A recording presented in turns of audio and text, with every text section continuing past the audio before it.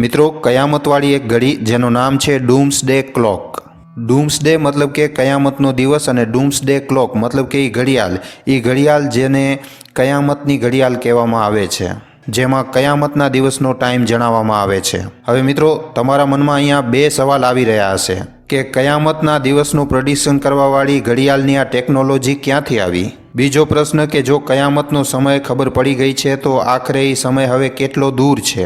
તો આજના આ વિડીયોમાં મિત્રો આપણે આ જ બધા પ્રશ્નો ઉપર વિસ્તારપૂર્વક વાત કરવાની છે, માટે આ વિડીયોને છેલ્લે સુધી જોવા તેમજ લાઇક અને શેર કરવા ખાસ વિનંતી। મિત્રો અહીંયા સૌથી પહેલાં તો તમને જણાવી દઈએ કે આ ડૂમ્સડે ક્લોક બની કેવી રીતે। મિત્રો વર્ષ હતો 1945। અમેરિકાએ આઇટમ બોમ્બ બનાવ્યો। એ જ આઇટમ બોમ્બ જેણે જાપાનના હિરોશીમા અને નાગાસાકીમાં ખાલી થોડીક જ મિનિટોમાં એવી ભયંકર તબાહી મચાવી કે ક્યારે પણ કોઈ હ્યુમન મેડ કામથી આવી તબાહી નહોતી મચી। એ જ બોમ્બ જેને બનાવ્યા પછી ઓપનહાઇમરે શ્રીમદ ભાગવત ગીતાને કોટ કર્યો હતો। એમણે જણાવ્યું હતું કે now I have become a death destroyers of worlds. એ જ આઇટમ બોમ્બ જેણે અમેરિકાને સુપર પાવર બનાવી નાખ્યો અને દુનિયાભરમાં કોલ્ડ વોરની શરૂઆત થઈ ગઈ। ઘણા બધા દેશો આઇટમ બોમ્બ બનાવવાની હોડમાં લાગી ગયા। ખાલી એક જ વર્ષમાં આખી દુનિયાનો ખાલી પાવર સ્ટ્રક્ચર જ ન બદલ્યું, આની સાથે જ દુનિયાના એક્ઝિસ્ટન્સ ઉપર પણ એક ખૂબ જ મોટો સવાલ પેદા થઈ ગયો। શું કામ? આના બે કારણો છે। પહેલો કારણ, દુનિયાના બધા જ શક્તિશાળી દેશો આ બોમ્બને બનાવવાની હોડમાં લાગી ગયા। બીજો કારણ, વિશ્વ રાજનીતિમાં બની રહેલા ધ્રુવ એવો સંકેત આપી રહ્યા હતા કે હવે ત્રીજો વિશ્વયુદ્ધ વધારે દૂર નથી। એલ્બર્ટ આઇન્સ્ટાઇન, જે રોબોટ, ઓપનહાઇમર અને મેનહાટનના પ્રોજેક્ટના સાયન્ટિસ્ટોએ એક ઓર્ગેનાઇઝેશન બનાવી, એટોમિક ઓર્ગેનાઇઝેશન ઓફ શિકાગો। મિત્રો આ ઓર્ગેનાઇઝેશન શિકાગો યુનિવર્સિટી સાથે જોડાયેલી છે। આ સાયન્સથી જોડાયેલા મુદ્દાઓ ઉપર મેગઝીન પણ કાઢે છે, bulletin of the atomic scientist. 1947માં આ જ ઓર્ગેનાઇઝેશને ડૂમ્સડે ક્લોકના આઈડિયાને બધાની સામે રાખ્યું હતું। મિત્રો તમને જણાવી દઈએ કે આ જે ઘડિયાળ છે એ એક સિમ્બોલિક ટાઈમર છે। સિમ્બોલિક એટલા માટે કારણ કે આ ઘડીમાં જણાવવામાં આવેલો ટાઈમ એક્ઝેક્ટ નથી હોતો। આ ઘડિયાળમાં જણાવવામાં આવતા ટાઈમથી મિત્રો ખાલી કરંટ સિચ્યુએશનને ઇન્ફેર કરી શકાય છે। કેવી રીતે એ પણ જાણી લ્યો મિત્રો। આ ઘડિયાળ કામ કેવી રીતે કરે છે? ડૂમ્સડે ક્લોકના અનુસાર મિત્રો દુનિયાની તબાહીમાં ખાલી 90 સેકન્ડનો સમય બચ્યો છે। આનો શું અર્થ છે? આનો અર્થ છે મિત્રો કે કરંટ સિચ્યુએશન, હમણાંની ચાલતી સિચ્યુએશન અને હમણાં જેવી રીતે દુનિયા આગળ વધી રહી છે એ આને તબાહીની નજીક લાવી રહી છે।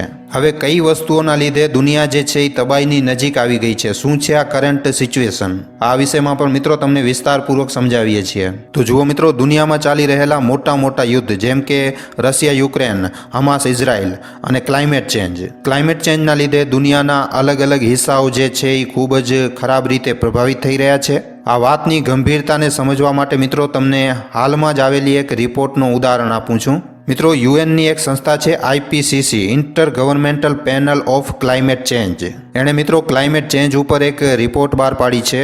આ રિપોર્ટના અનુસાર પાછલા 50 વર્ષોમાં મિત્રો એટલો કાર્બન એમિશન થયો છે કે પહેલાંના મુકાબલામાં ધરતીનો જે તાપમાન છે એ હમણાં સુધી 1.1 ડિગ્રી સેલ્સિયસ વધી ગયો છે। આના લીધે મિત્રો જે ગ્લેશિયર છે એ ઓગળી રહ્યા છે। ઘણા બધા ઇલાકાઓમાં લગાતાર બાઢ જેવી સ્થિતિ બની રહી છે, પૂર જેવી સ્થિતિ બની રહી છે, જેમ કે મિત્રો હમણાં ચેન્નઈમાં થઈ રહ્યો છે। બીજી વાત એ સામે આવી રહી છે કે વર્ષ 2100 સુધી તાપમાન જે છે એ 3 ડિગ્રી સેલ્સિયસ સુધી વધી શકે છે। અને મિત્રો જો આ થઈ ગયું તો દુનિયાના બધા જ ગ્લેશિયર એકદમ ઓગળી જશે અને દુનિયાની જે 50%ની જે જનસંખ્યા છે, 50% જે આબાદી છે એને પાણી પણ, પીવાનું પાણી પણ નહીં મળી શકે। 14% લોકોને મિત્રો ભયંકર લૂનો સામનો કરવો પડી શકે છે। બધા જ દ્વીપો ડૂબી જશે અને જનાવરો અને ઝાડોની ઘણી બધી પ્રજાતિઓ નષ્ટ થઈ જશે। આના સિવાય મિત્રો ચીન, રશિયા અને અમેરિકા જેવા મોટા મોટા દેશો પોતાના ન્યુક્લિયર વેપનને મોડિફાઈ કરવા માટે એકદમ અંધાધૂન પૈસા ખર્ચ કરી રહ્યા છે। હાલમાં ન્યુક્લિયર વેપન બનાવવાની એકદમ હોડ મચેલી છે, જેમ કે ઈરાન। આ બધા કારણ છે મિત્રો જેને જાણીને પરખીને વૈજ્ઞાનિકોના એક ગ્રુપે એક સિમ્બોલિક સમય સેટ કર્યો છે। હવે મિત્રો તમને જણાવીએ કે આ ઘડિયાળ ચાલે કેવી રીતે છે। નોર્મલી ઘડિયાળ જે હોય આગળ બાજુ ચાલે, પહેલે 1 વાગે પછી 2 વાગે એવી રીતે ઘડિયાળ ચાલતી હોય છે। પણ મિત્રો જે ડૂમ્સડે ક્લોક છે એ એક ટાઈમરની જેમ કામ કરે છે। આમાં એક ફેસનું વર્ણન આવે છે, time left to midnight. Midnight અથવા અડધી રાતનો એક માર્મિક અર્થ છે કે પૂરી રીતે તબાહી થવાની કન્ડિશન। આ ઘડિયાળ જે છે એ પણ સમય કંઈક આવી રીતે જણાવે છે, મતલબ કે પૂરી રીતે તબાહી થવામાં કેટલો સમય બચેલો છે. સાધારણ ભાષામાં તમે સમજો તો આપણે પિક્ચરોમાં બોમ્બ જોતા હોઈએ છીએ ને, બોમ્બ ઉપર સેકન્ડ ચાલતા હોય, હવે આટલા સેકન્ડમાં બોમ્બ જે છે એ ફૂટી જશે, ટીક ટીક ટીક ટીક થતું હોય. મિત્રો આખી દુનિયાની સિચ્યુએશનને સમજીએ અને આકલન કરીએ કે આ સિચ્યુએશન માનવતાના અસ્તિત્વ ઉપર કેટલો મોટો ક્વેશ્ચન માર્ક લગાવી રહી છે. આના બેસિસ ઉપર વૈજ્ઞાનિક જે છે એ ટાઈમને સેટ કરે છે કે કયામતની અડધી રાત થવામાં હવે કેટલો સમય બાકી છે. આ ઘડિયાળમાં ટાઈમને મિત્રો આગળ અને પાછળ બંને બાજુ વધારી અને ઘટાડી શકાય છે. એક જે સિચ્યુએશન છે કે જ્યારે લોકો જે છે એ તબાહીના રસ્તા ઉપર ચાલી રહ્યા હોય ત્યારે આ ઘડિયાળનો સમય જે છે એ ઘટાડી દેવામાં આવે છે, જેવી રીતે આ જ વર્ષે જાન્યુઆરીમાં થયો. જો દુનિયામાં લોકો જે છે એ બરોબર દિશામાં ચાલી રહ્યા છે, બરોબર દિશા મતલબ કે જે રસ્તા ઉપર ચાલવાથી માનવતા ઉપર આવવાવાળા સંકટ દૂર થઈ રહ્યા છે, તો ત્યારે આ જે ડૂમ્સડે ક્લોકનો સમય છે એને વધારી દેવામાં આવે છે. મિત્રો આને એક ઉદાહરણ સાથે તમને સમજાવું છું.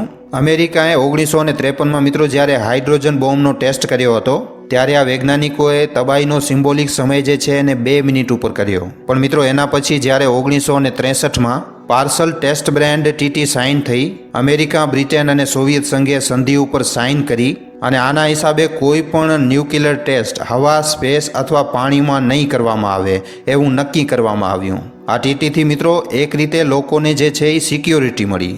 આઇટમ બોમ્બ ટેસ્ટિંગના દરમિયાન મિત્રો ખૂબ જ ભારી માત્રામાં રેડિયેશન થાય છે અને જેના લીધે કેન્સર જેવી જાનલેવા બીમારીઓ વધવાનો ખતરો પણ વધી જાય છે. જો આવા ટેસ્ટ ખુલ્લા આસમાનમાં કે પાણીમાં થશે તો આ દુનિયા માટે ખૂબ જ ખરાબ હશે.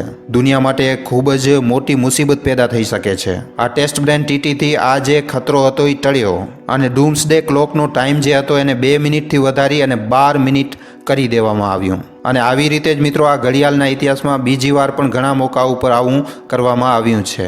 હવે વિચારો મિત્રો, આ ઘડિયાળે પાછલા 77 વર્ષોમાં થવાવાળા મોટા જીઓપોલિટિકલ ઇવેન્ટ્સ જેમણે માનવતાને ખૂબ જ વધારે પ્રભાવિત કર્યું એને કેવી રીતે ઇવેલ્યુએટ કર્યું.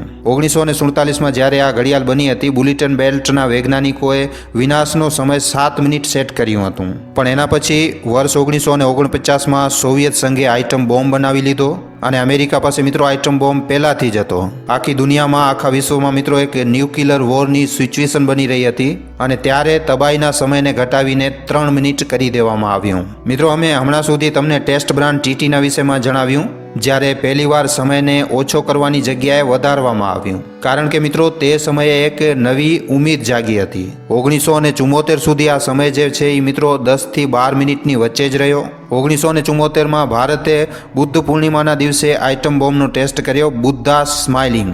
ત્યારે ફરીવાર આ વૈજ્ઞાનિકોએ સમયને ઘટાવીને 9 મિનિટ કરી નાખ્યું. પાછલા 77 વર્ષના ઇતિહાસમાં આ ઘડીના હિસાબે સૌથી સુરક્ષિત જે સમય હતો એ 1991માં આવ્યો, જ્યારે સોવિયત સંઘના તૂટ્યા પછી કોલ્ડ વોર જે છે એ ખતમ થયો અને વૈજ્ઞાનિકોએ ત્યારે આ ઘડિયાળનો સમય વધારીને 17 મિનિટ કરી નાખ્યું હતું. 2002 સુધી દુનિયા ઉપર એક નવો સંકટ છાવવા લાગ્યો હતો. એક ડર હતો કે દુનિયાના મોટા મોટા ટેરરિસ્ટ ઓર્ગેનાઇઝેશન ક્યાંક ન્યુક્લિયર અટેક ન કરી નાખે. 55 વર્ષો પછી આ ઘડિયાળના હિસાબે ફરીવાર દુનિયા એટલી જ વધારે ખતરામાં હતી. 2002માં તબાહીથી ફરી એકવાર 7 મિનિટ દૂર. પણ મિત્રો આ તો સમસ્યાનો અંત નહોતો. માણસોએ અંધાધૂન જીતના કારણે પાછલી 1.5 સદીમાં જેટલા પાપ કર્યા એનો ભયંકર પરિણામ એકદમ નજીક આવી ગયો હતો ક્લાઇમેટ ચેન્જના રૂપમાં. અહીંયાથી ખાલી ન્યુક્લિયર અટેક નહીં પણ ક્લાઇમેટ ચેન્જ જેવી આપદાઓ પણ માનવતાની તબાહીનો હિસ્સો બનવાની હતી. ત્યારે મિત્રો 2015માં આ ઘડિયાળનો સમય ઘટીને ખાલી 3 મિનિટ ઉપર આવી ગયો. એના પછી વર્ષ 2020માં સમય ઘટીને સૌથી ઓછો થયો ખાલી 100 સેકન્ડ મિત્રો. અને હવે મિત્રો પાછલા મહિને જ આને ઘટાડીને ખાલી 90 સેકન્ડ કરી દેવામાં આવ્યું છે. મતલબ કે ડૂમ્સડે ક્લોકના અનુસાર આજના વર્તમાન સમયમાં દુનિયા જે છે એ તબાહીની એકદમ નજીક ઊભી છે. આજના વર્તમાન સમયમાં દુનિયા જે છે એ એક આઇટમ બોમ્બ ઉપર ઊભી છે એમ કહી શકીએ આપણે.